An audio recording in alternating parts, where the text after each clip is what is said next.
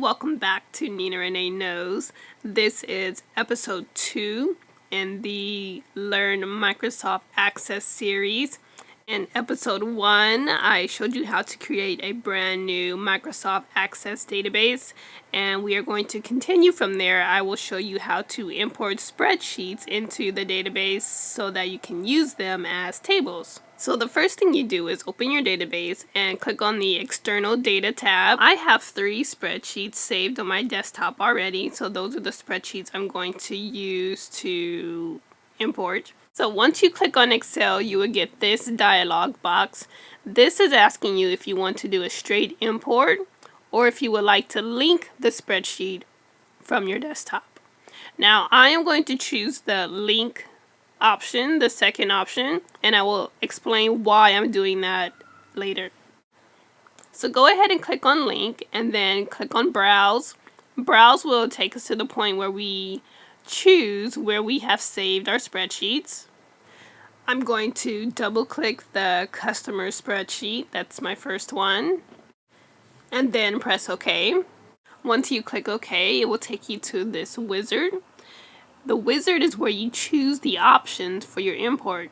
If you had data on sheet 2 of your spreadsheet or sheet 3, then you would choose sheet 2, but we only have data on sheet 1. So I choose sheet 1 and then I click on next. And then it asks you if the first row contains headers, and it does. The customer ID, first name, last name, etc. Those are all column headers. So we check the box and then click on next. Now you need to give your table a name. I like to start all of my tables with the letter T. So T underscore, and this is the customers table. So T underscore customers, and then click on finish. Press OK. And you'll see that the spreadsheet that you imported is now in the table section. So I have 2 more spreadsheets to import. When I click on Excel, you see that you have a third option. So before you only had import and link, but now you have an option to append. Since you already imported a table, you can take another spreadsheet and add it to the table that you already imported. So that's the append option. I'm not going to do any appends. I'm going to do another link. So I'm going to choose the link option. And then simply choose the next spreadsheet I want to import. Now I'm going to fast forward through the third spreadsheet I want to import. Alright, now I have all of my spreadsheets imported.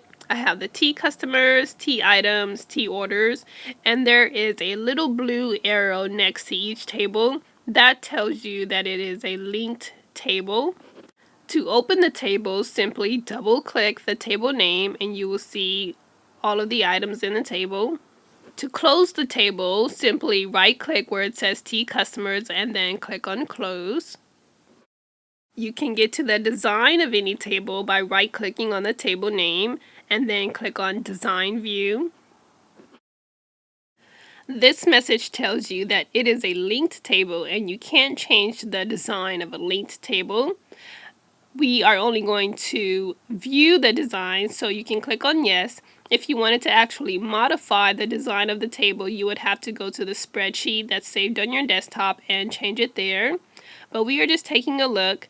If it wasn't a linked table, you could change the column names here in design view.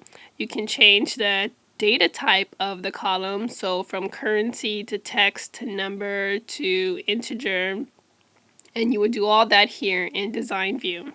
Go ahead and close this by right-clicking on the top of the table name and then click on close. So now I'm going to show you the difference between a linked table and a straight import of a table. So I'm going to do a straight import of the customers table. Press OK and it gives you the same options as if you were linking the table. Click on next.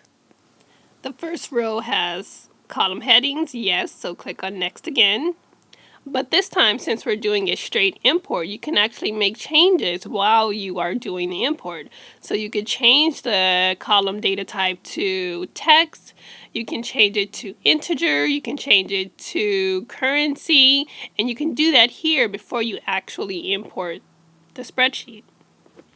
I'm going to choose my own primary key and then click on Next. And just like before, I need to give this a name. So we already have T customers. I'm going to call this T local customers. Local meaning it's only saved in this database. It's local to this database. You also have the option of saving the choices you make in case you want to import again. You can save these import steps for future imports. I am not going to, so just click on Close. And you'll see here that now we have another table added to our list. There is no arrow next to that first table because it is not a linked table. It was a straight import. And now here is the difference between imported tables and linked tables. I open the spreadsheet on my desktop. This is the customer spreadsheet on my desktop.